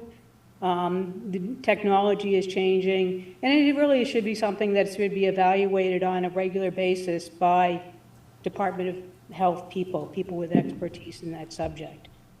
So that was just one small point about the water quality testing. Other things that we disagreed with, really, because we couldn't figure out what they had to do with the ecological value to the pond, the parking issue. What is parking on paved roads have to do with protecting the watershed? Couldn't figure quite that out. The trout issue, it's a small thing, but I think this issue was raised several years ago because there have been some studies done in the past that said that the stocking of fish had an impact on the pond. So in response to the NRC had hired someone last year in 2022, a biologist, to do a detailed study of this. And she was one of the people who on private reports said, maybe it's a problem. And so when she did her study, she said, it's not. The fish don't have any impact on the zooplankton community, which is what would regulate the cyanobacteria in the pond. So, we really feel that these issues have been addressed, and they don't need to continue to be addressed. And I think this is sort of symptomatic of this task force and the previous White Pond Advisory Committee, is that we've been hearing the same things for over and over and over again. I read the reports of the White Pond ponderings from 1980 on, and the issues have really been the same. There's nothing new or novel, really, that came out of this task force. But the only thing I would say is that in the past, the Friends of White Pond have done water quality testing, and that's a big word. What they did is they did very simple analysis: temperature, dissolved oxygen, a measure of turbidity. That's a really good record of how good the pond is doing. And what we've seen is the pond is in great shape, and the consultants that the NRC has hired said it's in great shape. So there seems to be sort of a more gloomy outlook from the task force and the advisory committee than is actually realistic for the pond. And that's why I was saying I think the Friends of White Pond have done a great job over the years, and they continue to be, it would be great if they would continue to be active on that. And when issues come up, if there's anything new, I think the town is in a good position to address it. They really already have with the erosion efforts they put in at the state beach, at Sachem's Cove, and at the town beach. And all of the efforts the town has done so far have made a tremendous impact and benefit to the pond. So that was what I just wanted to tell the board, is that Thank you. I think we ought to calm down about White Pond. Okay, so what do you think we should do? Anything? No.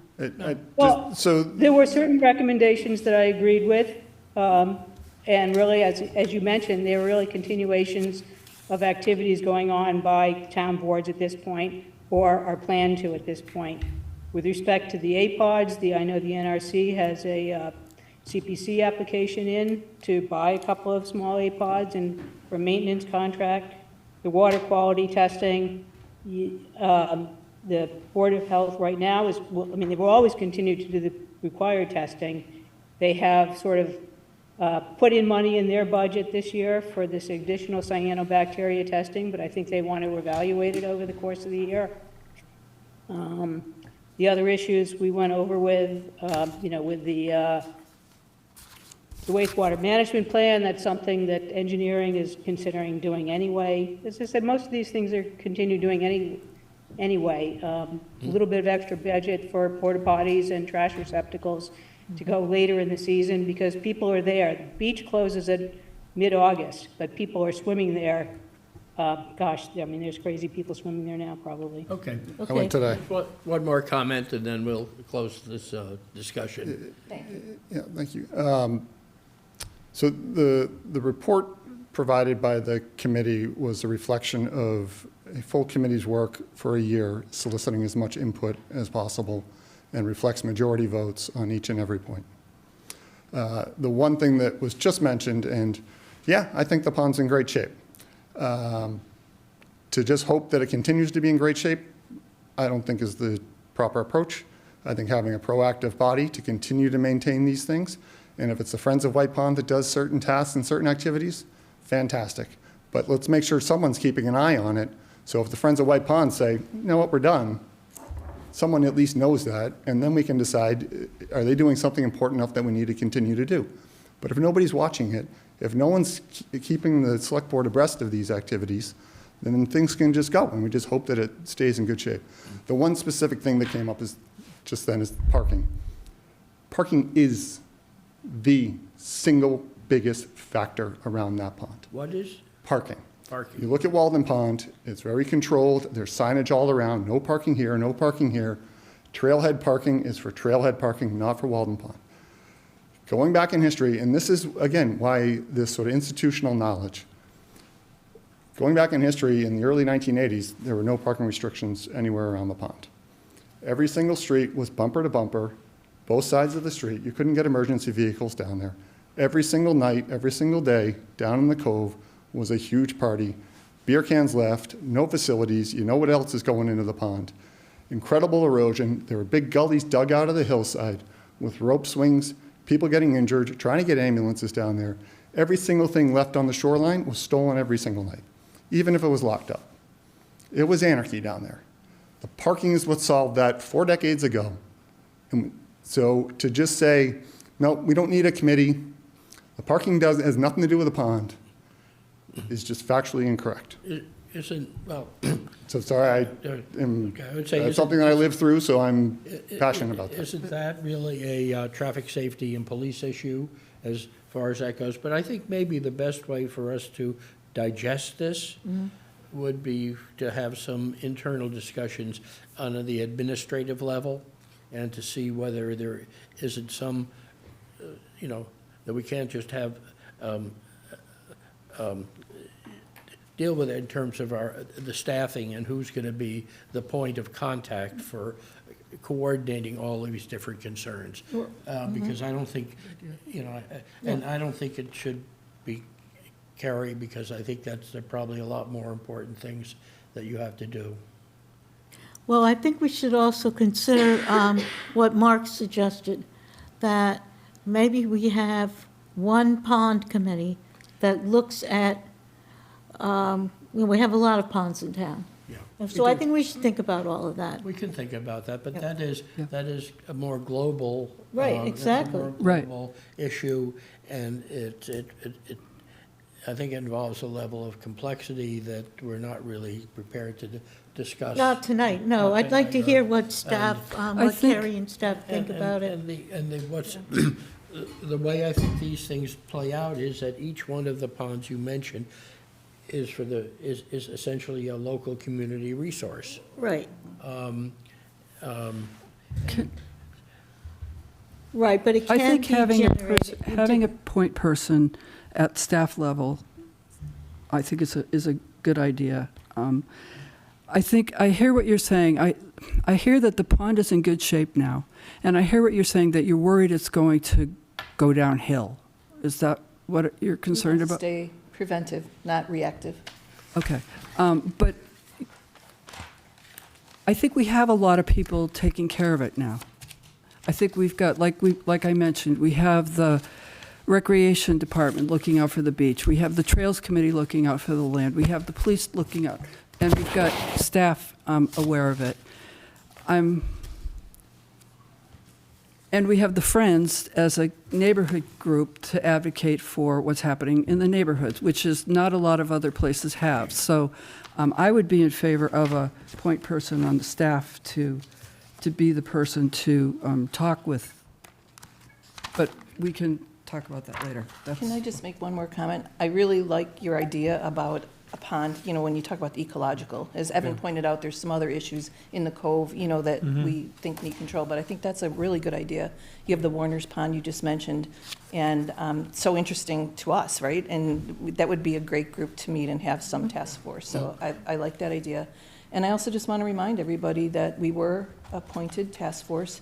We checked our select board liaison and with the town, and with Shannon, to make sure we were abiding by the rules, and the majority rules were what we were told. You know, there's things we all agree on and we don't agree on. And the last point I'd like to make is the report by Nancy Leland, the limnologist who has one of the reports, 2022, does not mention anything about rainbow trout. It talks about trophic interaction, which is a little bit different. That's the health of the pond right then. So in closing, we thank you for your time. And if you want us to make any changes, I know you made one comment, Ms. Ackerman, we can certainly update this. And we thank you for your time and effort, and all this information, we will take it under advisement. And I appreciate the work you've done, and all the members of the committee, because everybody has put a lot of time and effort into it. And we'll see how we can make it work, okay? Thank you. That's good, thank you. Thank you very much. Thank you, Alyssa. On the record, I'd also like to thank Shannon for all her help with tabulating data. Thanks, Shannon. Night, everyone. Okay, now I have lost my agenda, have I? I think maybe you gave it. We have, No, there it is, right there. I know, but that's just page one. Update on fiscal year 25 budget. We'll get you back on track. Hooray. Here we are. Anthony, Okay, good. Really quick, we'll get you back on track. what's happening, Anthony? Do we have any money left? No money left, Henry. Okay. Hit the guideline yet? We have not, so Anthony Insall, the Chief Financial Officer, we were here last Tuesday hoping that we'd have some more information and getting closer to the guideline number, but unfortunately, we're not there yet. You know, some of the questions that we needed answered, we had some staff members get hit with that terrible bug that seems to be going around. So we're going to need additional time to meet the guidelines. So at this point, there's no new information compared to last week. We've been keeping this item on the agenda to keep us staying on track. I think when Anthony presented last week, we kept talking about the 16th because we were thinking the 16th was the next date we were going to check in with you. So we are committed to meeting the guideline. We're still working at it, and we do realize that the warrant is going to the printer. I don't know, when is that, Shannon? 24th, so it's coming up. We do include the budget table in the warrant, and it is our intention to present a table that meets the guideline. Okay. The 24th. And that's what the job is now, is just managing the budget We're balancing. to fit the guideline. And refresh my memory, the cash capital is 2.18 million. That's right. Right, and what's the tier 2 capital number again? 4.1. 4.1. Great, okay, good, thank you. Are you saying, Carrie, that you're trying to get to guideline by the time the warrant prints on the 24th? Yes, Oh, okay. yeah. All right, then at our next meeting, which will be a few days after that, we can go over it. Okay, Right, all right, yeah. okay. I'll take a cut in my salary. Okay. I won't. Thank you, Anthony. Thank you. So when is our next meeting? Is that, Not until the 29th, right? which is, and what's the printer's deadline? 24th, yeah. Well, that's only 5 days. So we'll, as soon as we have it balanced, we'll share that with you. And then if you want to talk about it in more detail on the 29th, we certainly can do that. Okay. Also, the Thank you. town caucus night. Right. Because even when it goes into the warrant, it doesn't mean it can't be amended. Right, but we don't like to do that. Well, And it's, it just causes more work. Yeah. good. Well, thank you for your efforts. Okay. And then our next item is Order the order of the warrant. Warrant. And so, and I am the person who is charged with presenting this, and we have, here it is, presented. So, and I assume this order that we have here represents some initial arranging. What's in the packet? Is that what we're looking in at? the What's in the packet, packet? Okay. Shannon, is the one that's in the packet the same as from? Your revisions to me. Okay, perfect. It's the one that starts with number 1 and ends with number 52. That is correct. And, the microphone is off. Thanks. Microphone is off, there we go, okay. This is an initial effort at ordering the articles in the warrant, and it is the select board's prerogative how to order the articles in the warrant. Historically, we have tried to put the budget and capital items for both the town and the schools on the first night. We try to weave in other thematically consistent things when town staff who are likely to be called upon to comment on other articles are likely to be there for budget and capital articles. If we have citizen petitions that are thematically related, or if we have revenue side articles, it makes sense to put those all together. So that's kind of the rubric that's followed here.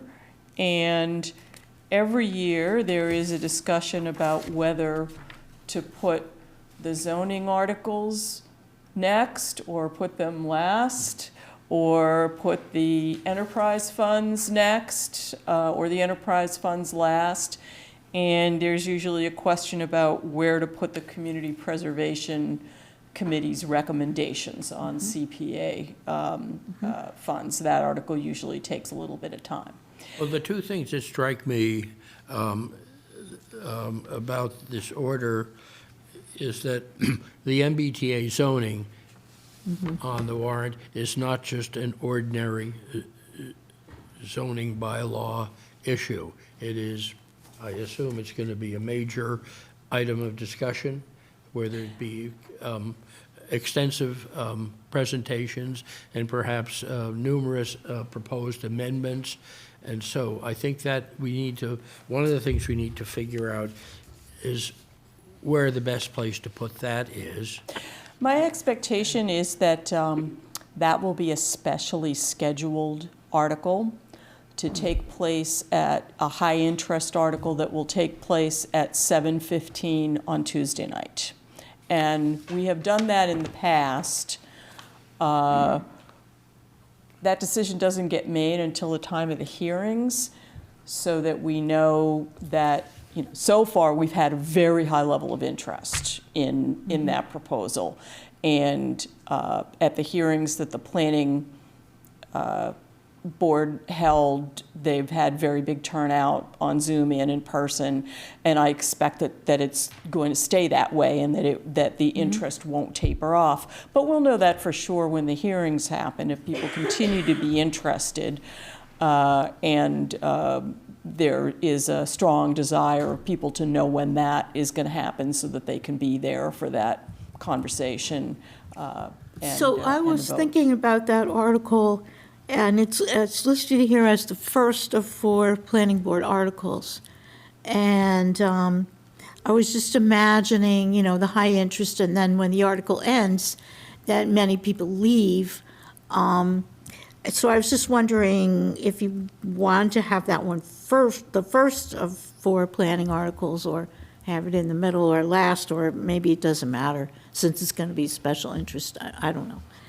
Well, when I look at this list, now, I don't have a crystal ball, but we have kind of a sense of the rhythm of how long it takes us to address articles like the ones that are on the warrant here. And I think that given where do we have the zoning articles?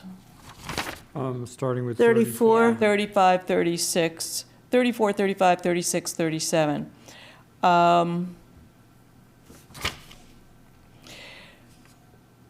It is certainly possible that those articles could end up going on different nights. That could happen. Or it could happen that they would go on the same night. But I guess my question was, do you want the MBTA article to be the first one of the 4 planning board articles? Or do you want it to be in the middle or last, or you think it doesn't matter? I think it doesn't matter Okay. if we expect that we're going to specially schedule that article. I think it doesn't matter All right. where it is in the order. And the other planning board articles, Article 37 will be a general housekeeping article. I wouldn't be surprised to see that one end up on the consent calendar. Right. Unless there's some unexplained interest, unforeseen interest in it at the hearings. The same is true with the floodplain conservancy district. That is an amendment that is simply to bring us into compliance with federal Okay. law. All right, then it doesn't really matter. Okay. Yeah, and then the 2-family dwelling unit in resident B, I don't have a feel for what kind of public interest there may be in that. We'll find out where we are with that in the hearings. Marco. Sorry, what occurred to me, though, is that the in-town solar expansion is a bit of a wild card in terms of figuring out how much time that's going to take, because I think we've already heard some crosstalk about that and the report of the solar task force. So if we wanted to err on the side of being a little bit more predictable in time, maybe move that to after the planning board pieces would be my suggestion. You're talking about 33. It's listed right before MBTA zoning, so that's 2. Right. To my way of reading warrants, that's 2 articles of unknown duration right next to each other. Yes, although because Article 34 will be pulled out for scheduling. Yeah. Okay. It's a little hard to tell exactly when we'll get to it, but there are other things here. When I look at the beginning articles, right now, the town expects that the town will meet the Finance Committee guideline, which should mean that there's not a lot of controversy over the town budget, but one never knows. That does tend to be a pretty fast article in terms of deliberation in town. I think at least one of the school budgets currently does not meet the Finance Committee guideline, so I don't know what will happen between now and town meeting if there is conflict between or difference of views between the Finance Committee, different recommendations between the Finance Committee and the school committee, then I think we can expect that there will be some discussion about that on the floor and possibly an amendment. Some of these other things, use of free cash, Article 14, Article 15, the senior means tested property tax exemption, those possibly can end up on the consent calendar. Again, we'll see what happens in the hearings. 16 and 17, These are unusual articles.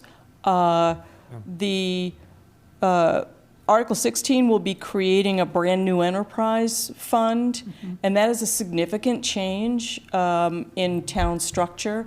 And I think that's a bit of a sleeper in that I don't think many people in town are aware of this proposal, and it'll be an important one. So I think we want to make sure that it appears on the first night of town meeting when we have a good crowd of folks there. Similarly, Article 17, I believe that the number for PFAS mitigation is $50 million.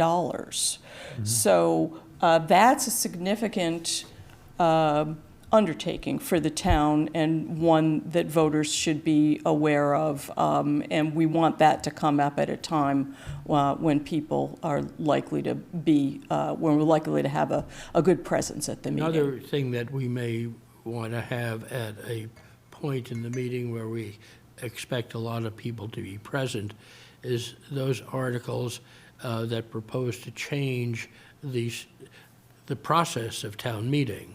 And I think that we want the largest number of people present to be voting on that, because I don't think that that's something that we want to get decided by a small number of people who hang on till the end of the meeting, because that has some existential significance. Yeah, I couldn't agree with you more. And one of the problems that we have when we set this order is that from your perspective and mine, and Carrie's and Anthony's, all these articles are really important. Yes. So we want to see a lot of people there to hear about it, engage, think about it, participate in the vote. So it's frustrating to try and organize it for when we think that people will come. We wish they would come for everything. The best way to do that is to sprinkle the routine things among some of the high interest ones, so that there will be, you'll keep people interested throughout the process. But it gets really hard if you run it to 3 nights. This looks like a 3-night meeting to me. Yeah, it does, actually. I have a question about the 2 DEI commission articles. I see that they're pretty widely separated, and I think the one about the naming of the middle school is grouped with the school articles. And I'm wondering if that article really, I don't understand why it's grouped with the school, since it really is a town-wide issue, right? Well, it's yes, you could look at it that way. Yep. This draft put it there next to the middle school stabilization fund because it's about the middle school. Right. So it's 2 articles about the middle school, but I could see you could think about that as not a middle school issue, exactly. It's but not a as school issue. a broader It's a town issue, and decide that you want to put that somewhere else. Yeah, We also don't know whether the article is directive or if it's advisory. It was presented to us as the article was to urge the select board to take certain actions, which I take to be not directive, but merely advisory, that they want the board to do something. Now, that's a totally different thing from asking the town meeting to make the decision on the naming.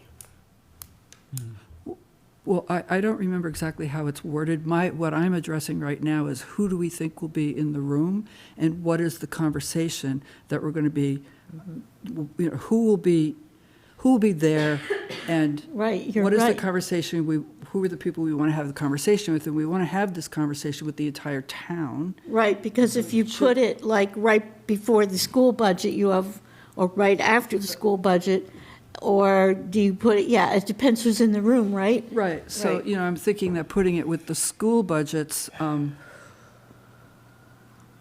But it's also a totally different thing if it is designed to make the decision, or if it is merely designed to have the town meeting make a recommendation. but does that matter where it falls in the order? on the warrant. What difference does that, I see Right. you're making a You're good point. both right. You're both right. And also, I remember Joe Palumbo saying, maybe the article will be withdrawn because we'll get it figured out before we even get to town meeting, because it is more of a town council and an advisory and a school committee and a select board thing. It's not really a town meeting thing. So, But I guess what we're talking about now is the order of the articles on the warrant, right? And I'm just wondering if we could, where do you want to put it, Mary? I would like to put it closer to the other DEI. Where's that? That's number 41. Well, then you don't really have too many people left. Is that what you want? No, I that's think not what I the- want. I Yeah. think that the Article 41 is a pretty substantially different topic Mhm. than the article about, that's about the charges of historic districts. I understand, but the intent of both is to, They're coming from the same place. They're coming from the same place, that's what they have in common, but they're about completely different. Right. They are. They're about really different. So, Different constituencies are involved. Right. I think, I'm inclined to leave the school naming one, which is about two different things. It's about process for naming, and it's also got a recommendation for a name kind of baked into it, so for better or for worse. But I think I'd be inclined to leave that near the school articles, just because I think it'll make sense to the average voter that it's about the middle school. So I agree with the moderator there. I do too. I'm even wondering if it should go before some of these budget articles, but. that's a good idea. We had some complaints last year about people who had to wait a long time to vote for the school budget. I'm not saying, Are you sympathetic to that? I'm not, no comment. I'm just making a statement here. I think that's actually worthwhile thinking about putting it before we get, Maybe before we get to any of the budgets. I don't know. I really don't know. I would be happy with putting it before before number 20, which is when we get into the Concord, because it's about the schools, but we're not into the hard numbers. It's more of a conceptual thing or a sense of the town. What do other people think? Yeah, or before. I think take 52 pieces of paper, write a number on them, and put them in a I hat. have. All We're right. not going to do that. We've though. heard Right. that suggestion before. We're Thank stuck. you. We're stuck here. Right. I have a few other questions while you're thinking of that. Can we just close that out, Terry? Well, Thank if you. we can, I don't know. And we could, well, let's get a sense of the room, or about moving Article 25 up to before Article 20. And it'll begin the conversation. Before the about high school. Before the high school. It's not a big change. I don't know, it's, I'm okay with it. It seems, because it's weird, so I'm fine. Okay. A vote for weird. We have one vote for weird. You might be able to get me to move it to before 22. Yeah, maybe that After makes the more region and sense. before the After public the schools. region. Right. Okay, right before 22. So now it becomes number 22. And all the Okay, rest let's moves do down. that. Great, thank you. Okay, so one of my questions is, we've been talking about having an omnibus budget, one article, and it looks like we're not doing that. No, That's not we're being not. advanced by the Finance said Committee. they weren't doing that. They're not doing that. Okay. For good reason, by the way. I'm actually glad, because I don't think we're ready to do that. I think every other town that I know of does do that, but somehow we didn't seem ready for that. Okay, you're right. But I have a few other quick questions. Number 18, select board to accept easements. Can anybody tell me in 30 seconds? It's a Public Works article. They have some easements that need to be accepted by the select board. Is this subdivision roads? They aren't subdivision roads, they're something else. Do you remember, Carrie, what they are? I don't. One's All a right. sidewalk. I think one's a portion of a sidewalk. All right, so Something this, that's this likely to has be to on go the to This will be town on the meeting? consent agenda, right? Yeah, I mean, if it's select board, it has to still go to town meeting? Yes. All right, it's fine, I don't need every Yes, detail. and the reason it's there is because Alan Cathcart will talk about all three of those, but chances are that article will end up on the consent All right. calendar. I agree. And then number 42, tour guide bylaw amendments. Is this maybe another consent calendar? Could well be, yes. Okay, and then finally, I thought I heard Keith Bergman at another meeting this morning saying something about the Housing Trust is going to be looking for free cash. Not free cash, CPC, and he mentioned ARPA. Okay, so CPC, we have an article, and ARPA, we don't need an article. Correct. Okay, got it. Those were my questions. Thank you. Somebody's eventually going to fix the typo in Article 17. It's going to say improvements. Right. Mm-hmm. Yeah, right, yeah, okay. I can't We get a, can't unsee it. can't not see You it. know, once you see it. Right. It's a good word, though. I'm not sure what it means, but Yeah. I'm not sure what PFAS means either. I think 16 and 17 are going to take a long time, actually. They could be long discussions. You never know. You never know. The rule is, the less important the item is, Right. or the more money that's involved, the less time is used to discuss it. Then this should be on the consent agenda. But just as I'm looking at this, the past several, so I'm looking at Articles 1 and 2, we have just, we announced the elected officers, and we have a quick motion to receive the annual town report. And that's quick. 3, 4, and 5 likely will end up on the consent calendar. The past several years, Article 7 has not been moved. That's the line item adjustments for the town budget. Do you think you'll have something to move this year? We do need to clean up the deficit. Oh, yeah, that's right. Oh, the 500K from last year. Yeah, so I think we would, well, we can talk about it. All right, so you may or may not have a motion under that. 10, 11, 12, likely to be on the consent calendar.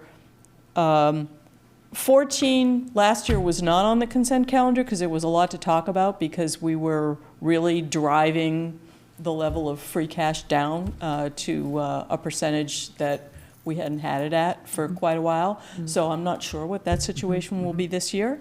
In many years, that has ended up on the consent calendar.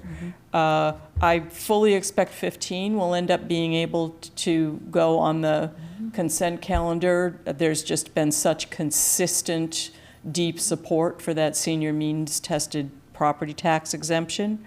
The easements, again, I think, so that significantly compresses what we have to address on the first night of town meeting.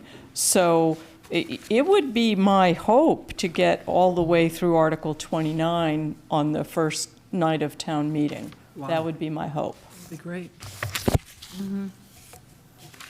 Well, yeah. I mean, I have no crystal ball. the town We can meeting hope. reform-oriented ones might be a good place to wrap up, because again, can go on. Be nice to, The which ones, Mark? the 27, 28, and 29 could get some discussion. It feels like the end of an evening discussion to me. What I don't like, though, is there are quite a number of people who leave after the school budget. And if you want those people to be there for, at least for number 26, the town meeting study committee, I mean, it's like, okay, they're leaving, they're making a statement about town meeting when they're leaving, and they're not there to discuss the town meeting procedure. So it's Maybe it's that's just as ironic. well. well, I don't know. Maybe we should put that, maybe not every single petition article, but just number 26, maybe in the very beginning, before all these budget articles. I don't know. I'm just sort of brainstorming how to do this. And this is what you said before, Henry, to get the maximum number of people to talk about town meeting before they leave. I don't know. Well, it's their choice. Well, but of course, the town meeting study committee doesn't call for a resolution. It merely calls for forming a committee. Well, which ones did you have in mind then, that you wanted there to be a large group for? All Remote participation. Okay, yeah, all right. Use of handheld electronic voting, et cetera, et cetera. Now, I assume that those both require legislation and therefore would have to be in the format of a home rule petition? Well, they aren't filed that way. So, Well, I know. yeah, so it's an interesting scope question. All right, well, here's a radical idea then. What if you took those 26, 27, 28, 29, and put them all the way at the top, like number 4, 5, 6, and 7? Just a crazy idea to No, really it isn't mix it up. crazy, because I think that the point is that the discussion about how town meetings should be run should take place in front of the maximum number of people. Right, so you have- Who are right. there to vote on other things that actually substantively matter to them. Right, so what would happen would be Carmen calls a meeting to order, the fire chief gives his talk, we do the consent calendar, and then we talk about town meeting before we get to the substance. That idea had occurred to me. However, I have this sense that we're still sort of recovering our sea legs, as it were, with how to run a town meeting. And so I think to do some town meeting business before we actually talk about what we might or might not want to change about town meeting has some value, because it sort of establishes the Yes. recent That makes recall sense. in The authority, people's yeah. minds Yeah. about how town meeting really works. And if for those of us that have been doing it for a long time, Yeah. we might be able to dive into a discussion, Article 1, but I think for many people, it's not that clear, and a few hours of actually doing it before they try and discuss how to change it makes sense. I think that's a valid point. I think having them right after the school articles is a good idea. Mhm. Or it's the optimal place. So it looks like a pretty good order then.